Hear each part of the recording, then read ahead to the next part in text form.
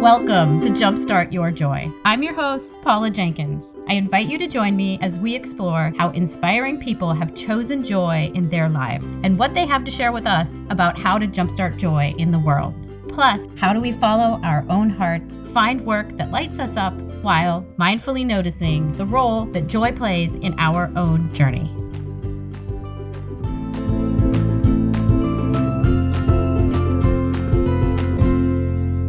Welcome to episode 91. This is Paula Jenkins, the host of Jumpstart Your Joy. Welcome to the show, you guys. I am so excited to be here this week, and thank you for tuning in. This week, I'm doing a solocast that is all about finding your joy and finding your purpose. And it ties into the topic for the month of June, which is purpose. And if you've been tuning in this month, you know there's been some great guests. We've had Michelle Ward and Laura Sims, and then Paul Selig last week on episode 90. First, I want to give each of you a very warm welcome and say thank you so much for joining this week and always. If you are curious about the show and you want to find out more, you can go over to the website at jumpstartyourjoy.com. And for this specific episode, you can find show notes, which will reference some of the quotes and books and authors that I will be referencing at jumpstartyourjoy.com/episode 91. If you are a continuing listener, thank you so much for coming back. I hope that you will jump over to iTunes, Google Play Music, Stitcher, Player FM, or TuneIn. And if you are not already a subscriber, head over there, search for Jumpstart Your Joy, and hit the subscribe button. Then you will get each episode downloaded to your mobile device, ready for you bright and shiny each Tuesday morning. And you can listen to it as you drive into work or get on to public transportation. And I thank you in advance for being a subscriber.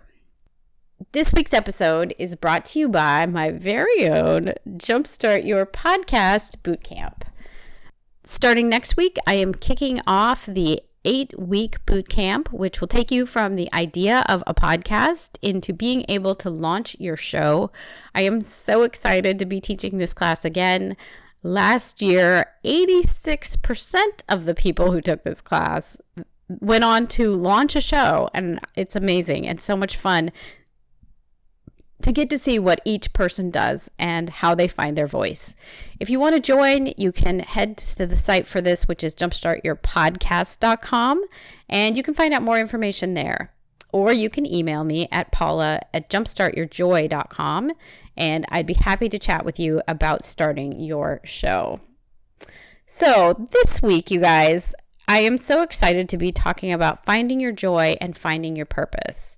It was a lot of fun writing this one out. And so this will kind of be a two-part show where we will first talk a little bit about how it is that we seem to kind of stray from our purpose at some point in our life and how it is so hard to come back to it. And so what happens there? And I have some ideas to share with you guys that I've been fleshing out this week.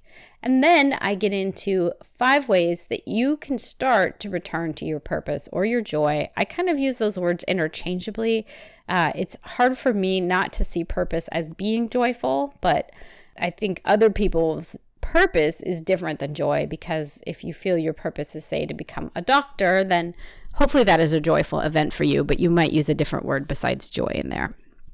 But we'll look at 5 ways that you can reacquaint yourself with your purpose and return to it. And I will say that in this last week, I've been so inspired by Paul Selig, who was on last week. And then on Friday, I got to see Danielle LaPorte in San Francisco. She spoke at Grace Cathedral, which was just this amazing mixture of an amazing night. And so there is that inspiration interwoven here as well. So let's kick this off. I think in finding your joy, it is important to surround yourself with what calls to you. So for a while for me, this was definitely the work of Wayne Dyer. I even went to go see him on Maui once, which was so interesting and amazing to be in the same space with him, and met Ram Dass at the same weekend. It was really a great event. At that time in my life, Wayne Dyer's words just made a lot of sense to me. And I think it was even him that said, like, surround yourself with those things that seem to call you and make sense. And so his writing was that, I went from watching him on PBS one night and then going, oh my gosh, this guy's fascinating. And before that, I had totally devoured old sacred texts and biblical Hebrew. I loved getting into the New Testament and doing what they call exegesis, where you look at a passage and you see how it has ties in other passages. And I think a lot of this for me was trying to figure out the why and what the purpose is, maybe in a larger sense, but I really enjoyed getting involved with those texts and seeing how past groups and civilizations had defined their world. That was what was so fascinating to me in the stories that are in the Bible. I'll say that these things were my own foundations, and I can only describe them as the way that my soul or my center was making sense of patterns in the universe. I wasn't learning the stuff that I got from Wayne Dyer or biblical Hebrew anywhere else. I kind of had to go find those things on my own.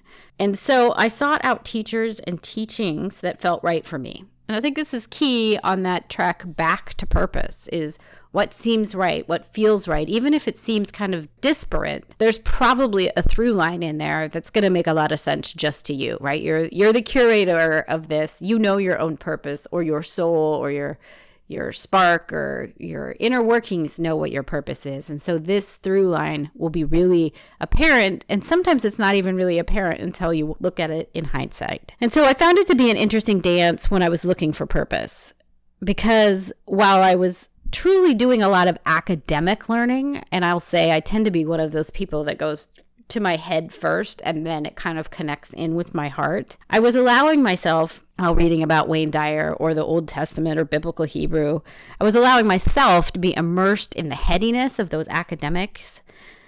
But the teachings inside of each of those things kind of slowly started to change my heart and my understanding of my own why and my own purpose. I was drawn to what some may consider like weird stuff, like the Old Testament, the texts of Babylon, and the stories from early humanity, like before there was the Old Testament, the tribes that were out in the world. And I was really academically in my happy place when I sat in the beautiful libraries of Yale, where I got my master's degree, and at UC Santa Barbara. I would pinch myself every day just to be in the space, especially the day missions reading room at Yale, which is amazing and beautiful. If you ever get the chance to visit Yale Divinity School, it's breathtaking. I mean, it just feels like a place so soaked in knowledge. I loved running my hands over the banisters and the bookshelves that had been touched by hundreds of years of students. And I was totally in love with the place, and I was hungry for everything I could learn there. In allowing myself to run to something that I simply could not resist, and by that I mean the academic study that I was involved there, I found something that totally fulfilled me, and I was setting the foundations for what would come next, both from a head place, so that really heady academic space, and from what I call a heart place too. I think that's really important, is to acknowledge if you are also that way. So many people are, they want to immerse themselves in something and get to know it inside and out. And it's a headspace first, and then connecting it into what does it mean to me? How do I make this mine? How do I bring these pieces that I love into my life? And so I want to talk, this is kind of then, we'll segue here into that first place, or the first part of this that we're going to break down today, is talking about joy and the heart place. Because I think it's really hard for women to get into that heart place sometimes. Lots of times there's a lot of the good girl kind of expectations that come into play.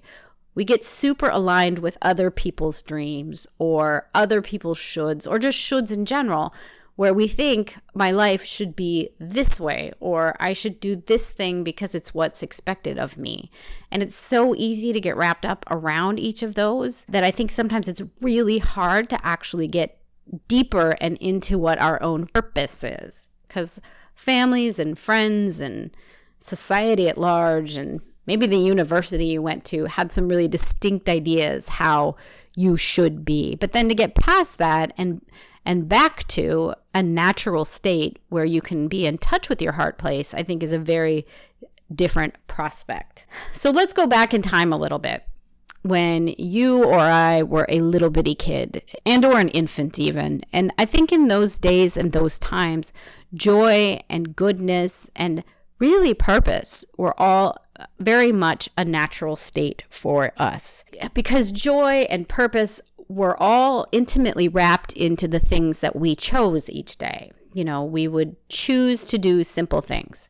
We would laugh and we would smile and we would sing. And this is part of why when I start my interview with each guest, I really like to ask them that question of what were your earliest sparks of joy? And it's been super interesting for me to hear how so many people say things that are those natural state kinds of things. So guests often reference something that is fairly creative, writing or playing or singing, acting, crafting, walking in nature, being with friends, making things up, playing make-believe. These are some of those ones that keep coming up. And I think for really good reason, because they are a space where joy is easy.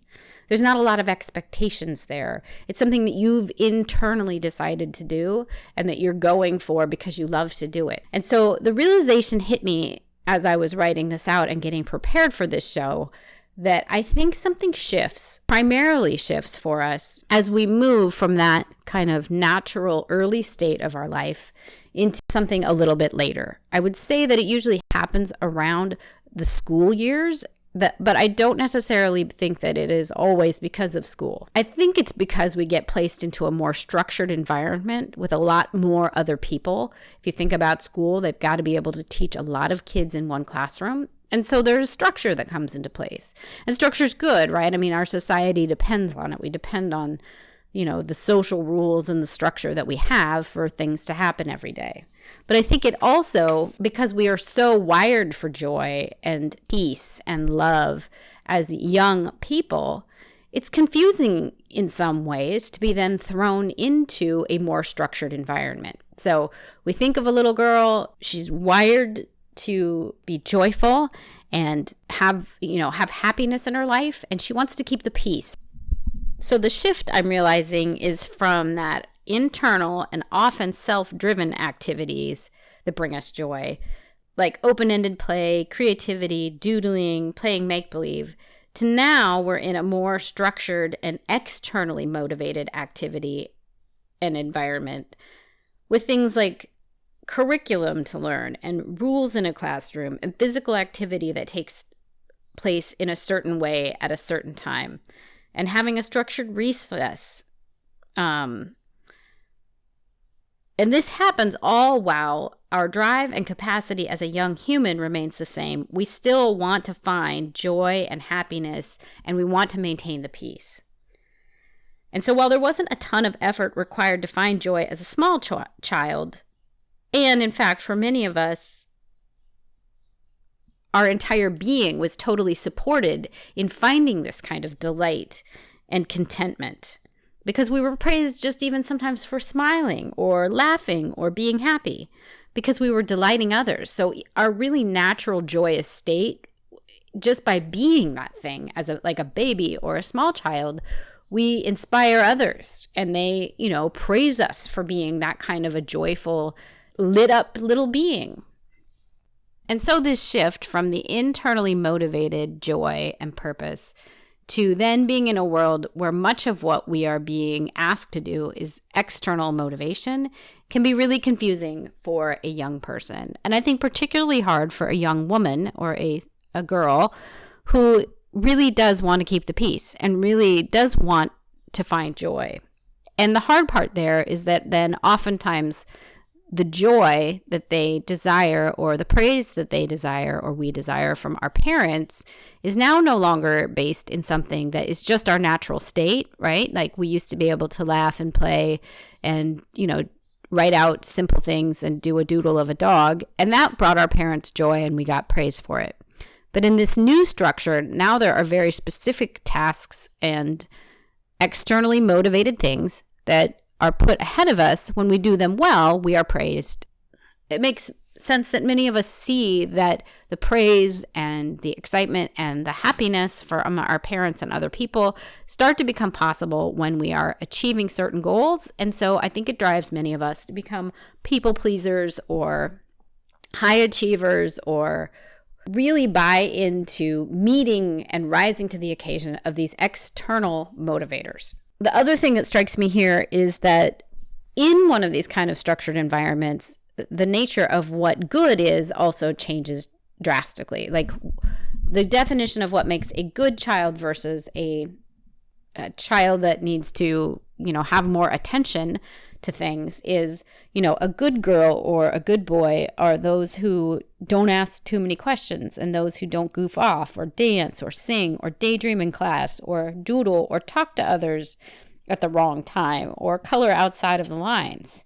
Because the children that do those things are oftentimes labeled as too much something, right? They are too chatty or too busy or too loud. And it definitely makes us kind of bring in those edges of ourselves and play to the center that is simpler and that is maybe less of ourselves, because we want to fit in and we want to keep the peace and we want everyone to be happy. And so I think a lot of times we find ourselves in this space where we're kind of bringing in those things that make us us. And I think it starts to shift our own sense of who we are, because if we are too much when we are those things that come naturally to us, then we get into this space of kind of judging ourselves, right? The judgmental voices come up. If I'm too much of this, then what does that mean about myself? Even if it's something that I really loved as a little bitty kid and I'm doing it now, and somebody tells me it's too loud or too weird or too unusual, it doesn't fit into the social norms, well, then I start to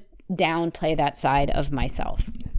And so for a lot of young people that don't have a lot of coping mechanisms or like self-realization or self-confidence, it's easy to see how a desire to continue to focus on one's joy, contentment, and peace means shifting to conforming to what is now labeled as good. And it's turned, like I said, a lot of us into people pleasers and high achievers and people who are really looking at whatever that external motivator, that structure is, as the thing that values us, instead of the internal natural state of ourselves being the thing that we value about ourselves. Of course, the paradox or the catch here is that what truly makes you happy, whatever that thing that is your purpose, whatever that is something that only you, truly you, can define. And it's that internal compass, that sense of what brings you joy, that points you to your purpose. It's not an external expectation or the shoulds or somebody else's dreams. Those might hold a bit of contentment for a period of time, but following an externally defined dream won't resonate the way that true purpose does. And so it may sustain you for a little while, but if you're just chasing shoulds and chasing somebody else's dream for yourself, that's when you start to realize, wait, this isn't what I really want here. I want to shift and be able to find my own purpose. And this is really what I think the guides were referencing when Paul Selig channeled them last week, when I asked what role joy plays in our lives. And here's what they said, and I'm going to quote this. It's back about at the 16-minute mark in episode 90. Joy is a ramification of being, but in order to be, you have to know who and what you are. Otherwise, you are caught between different ideas of what is needed, what is true, what should or should not be. The true self, who always knows who he or she is always present. And as he or she is what she is, which is the divine form, joy is a state of expression. It is not something to be aspired to. If it is to be aspired to, it will remain elusive. You'll be chasing that bird for many, many years. But your own being is in grace, in its awareness of union with its source. Joy is a constant state of consciousness. Now, what you ascribe as joy, in most cases, is actually happiness. And happiness is not the same as joy. Joy is ecstasy. It is an ecstatic expression of an awareness of all things in light. Happiness, in most cases, is about comfort, and that is not our teaching.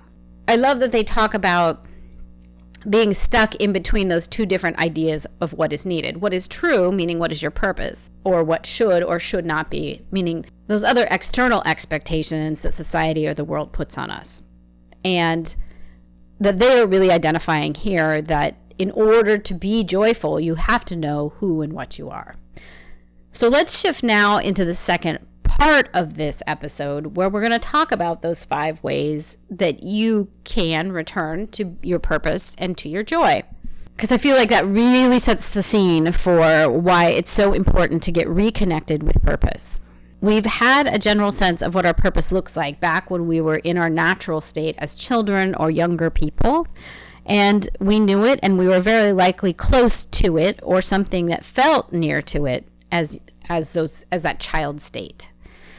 And maybe sometimes now in your higher self, you also still understand what it is and what your purpose is. Maybe now you're feeling like it's not as close, though. Like through the process of the years going by, it feels harder to see what your purpose is. And so here are some things and patterns that I have seen. So number 1, a general idea of what purpose feels like or is shows up in nagging and sometimes vague ways. I don't know if you've had this experience, but I know for myself that as I was looking for purpose and as I was starting to wake up to this larger ideal, I would have a word that I might keep hearing or thinking in my mind. You might have a dream that you just keep having. Mine was about returning to school, strangely enough. Or a theme that keeps repeating in your life. Is there something that keeps showing up?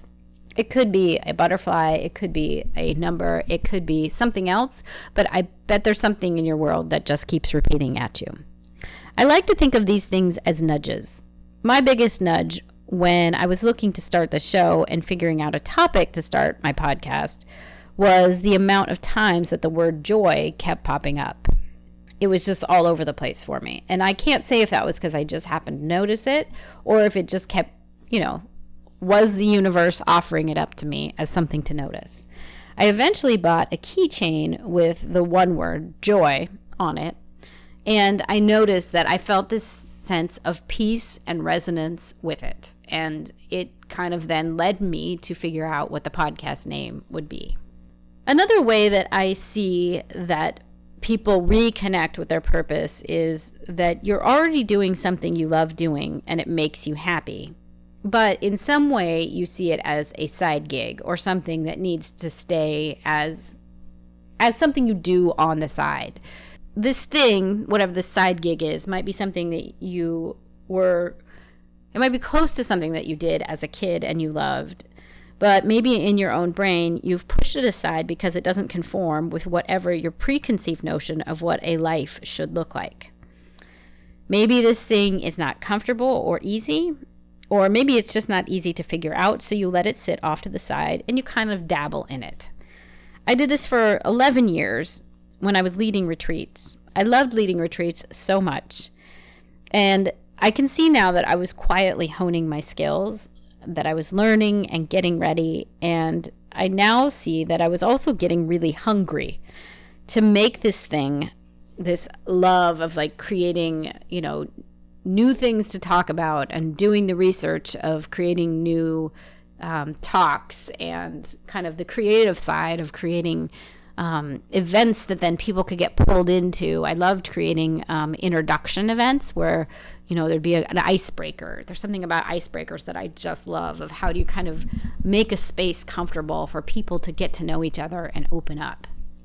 And so I realized that as I was doing that kind of quietly, 3 and 4 and 5 times a year over the 11 years that I did it, that I was getting really hungry I wanted this thing to become front and center. Like for a while it was okay pushing this thing to the side and saying, oh, this is just a side hobby, but it was speaking louder and louder to me each year.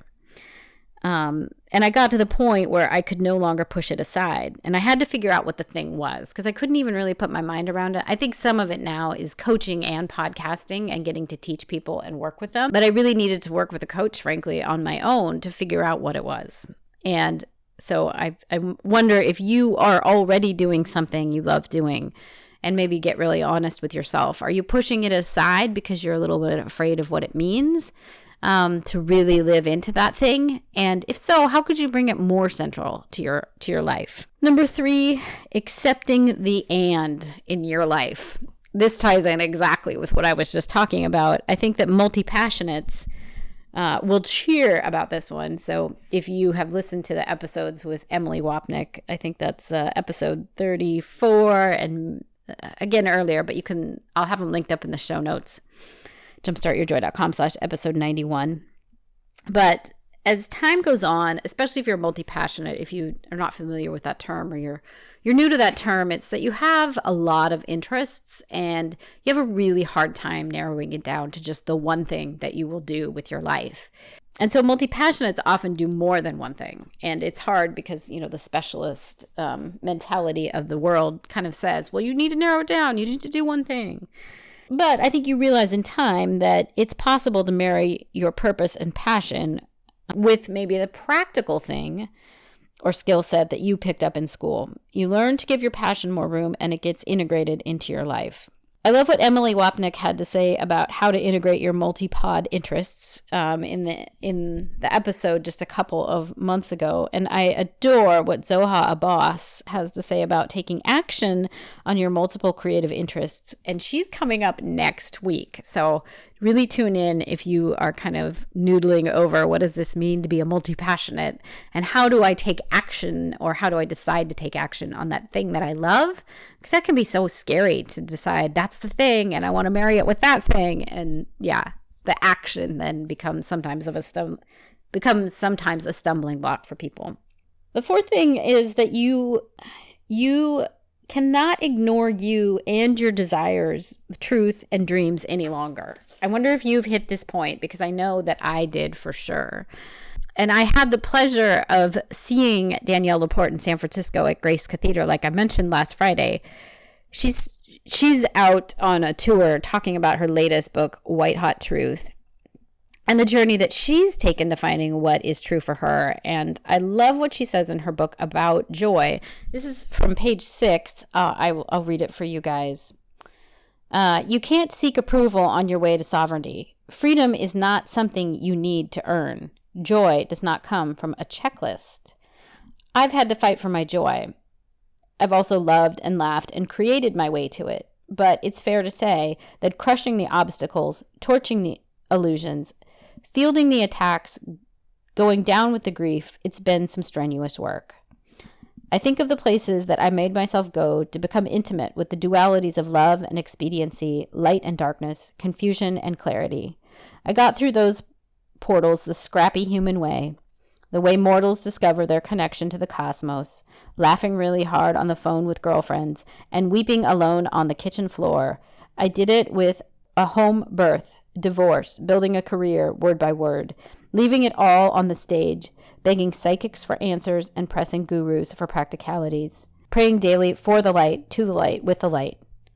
At this point in my life, I am the joy that I fought for. Now that I'm here, very directly facing my soul, I wonder if all that hard self-help work was really just a messed up way to go about finding illumination. Could I have just accepted myself much sooner and saved a lot of money on therapy? Maybe, but probably not. Truth is a journey. You have to love yourself into fullness. And as I heard her talking about this, I really thought about that thing inside of me that just refused to give up, right? And I think that comes out in different ways for so many different people, that after a while, after say 11 years of leading retreats, I could not any longer just ignore that that's something that was such a strong part of me. And so while it's scary and hard to go through then the steps it takes to become you and follow your purpose, I love what she said at this point in my life. I am the joy that I fought for. So I think there's something really interesting in there. The last thing is about permission and allowing yourself to do the thing that lights you up. And here's, one of my always favorite quotes, but that you get to choose. Do you stay stuck wishing you could follow whatever it is that you love? Or do you decide you want it and you want to go for it? And that's why I love the quote, joy is a choice and we must keep choosing it every day. I think that applies to purpose as well, if you're using those words separately, that you get to choose, you get to choose how do you react to things. You get to choose if you're in a crappy career right now that you can't stand, you get to choose how you show up to that. You get to choose, maybe you want to go try something else. I know that there's practicalities in life that make some of the big steps harder because realities are there, but how you show up, at least, you can choose how you face things each day. In working with a lot of women, I've seen this to be powerfully true, that once you've got your mind and heart and soul set on a course to go after that thing, whatever that purpose is, once you've narrowed it down, or maybe it's just a vagary. Maybe it's just something about that word that we're talking about in step 1, that you get this word or this idea or this quote that keeps haunting you. Well, go explore it. And once I've seen people making the decision to go explore it and spend time with that thing and that purpose, it's an amazing transformation, right? Because you are a powerful force, and you are a powerful force to be reckoned with. As a mentor of mine said to me, if you want it bad enough, you'll find a way to get it. Once you are locked in and ready to even make that first baby step, the excuses drop away and you become clear. Even if it's just that I'm going towards joy, it's a direction, right? You can start to head in that direction, and maybe your word is something totally different, or maybe your dream is something totally different. But once you've started the lockstep and you've started the baby steps, you'll see that the excuses start to drop away because you are on your path towards your own purpose. You've refocused on purpose, and I know you will start to see a shift happen. So those are my thoughts on how to reconnect with your purpose. We can go over them again. It's, that maybe you have a general idea of what purpose feels like, or that it's showing up in a nagging or vague way for you, but it's a repetition thing. And so maybe lock into that and see if you can get curious about where it leads you. Maybe you're already doing something that you love on the side and you want to bring it full and front and center for yourself. Have you been pushing that thing aside that you love, saying to yourself, well, there's no way this could be a full-time thing? Have you accepted the and? Number 3, have you accepted the and in your life? Could you be a project manager and a podcaster and a coach and a consultant? Because I am. And for what is that thing that you can just no longer deny about yourself? Has it come back nagging at you again and again? And what are you willing and ready to say yes to? And then number 5, giving yourself permission. It's time. You probably have an inkling of what you know that purpose to be. And so it's time to go get it. And I know you will find your way. So thank you so much for joining me this week. As always, it is a total pleasure to have you here. I would love it if you would come back for episode 92, which is with Zoha Abbas. She is at the website Multi-Doer. She's a multi-passionate, and she helps creative people work on a plan of action to bring all of those multi-passionate ideas they have to life. And we just had one of those really awesome and great discussions, even while I was being attacked by my puppy. If you want to learn more about finding your joy and purpose, you want to get a link over to Danielle LaPorte's book or a link back over to the Paul Selig quotes, head to the website, jumpstartyourjoy.com/episode 91, and you'll get links. You will also find a very fun free e-course to walking you through ways to find more joy in your life. And that's always a favorite.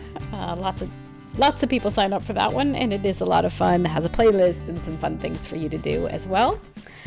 And so I hope you'll come on back next week. And until then, I hope that your days are filled with so much